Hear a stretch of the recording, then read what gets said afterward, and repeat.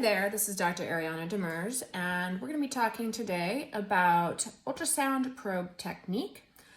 This is a linear probe, and this is a smaller probe, but ultimately one of the things that I'm going to show you as a feature is there is a orientation marker, and that's going to help us understand how the probe is oriented on the screen.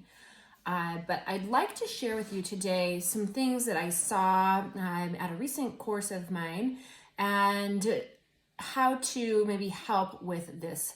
So ultimately, the proper technique is going to be what we call the tripod technique. And what we're going to do is we will have a pencil type grip either along the edges or along the flat edge of the probe so that we can have really good motion and be able to control where our probe goes. So we will go ahead and show you this tripod technique. So if we're scanning a hand, we're going to be bracing with our fingers, either 3 middle ring and small or 2, depending on size of the probe and control. The first gross scan, if you will, of the anatomy is going to be perpendicular to the structure. So the beam is going to be perpendicular to the structure that you're taking a look at. And then second, we're going to do proximal distal scanning, ulnar radial scanning with the probe perpendicular to the target.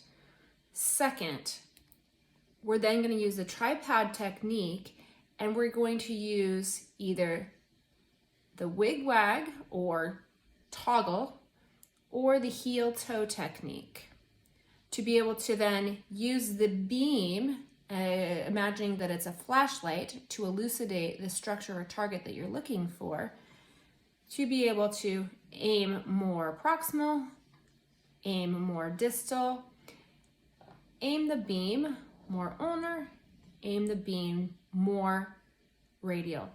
All the time having the fingers, a tripod technique, so that it doesn't slide.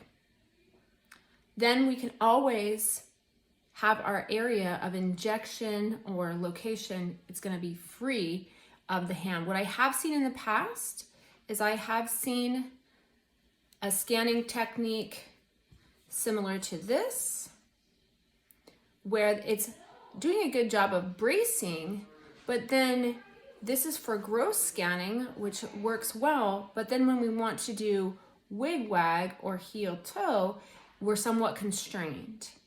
As well as if we're using this for injection-based therapy, we then have our fingers in the way of the injection location. So ultimately, if we can come back, and while we do want to choke down, we don't want to be up this way either.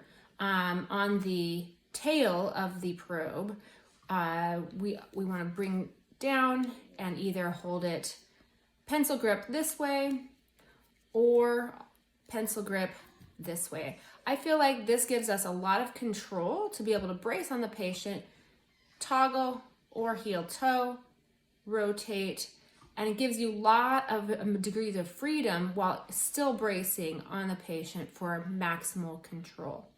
You can either use 2 fingers or 3 fingers, bracing with the other 2 fingers for tripod technique.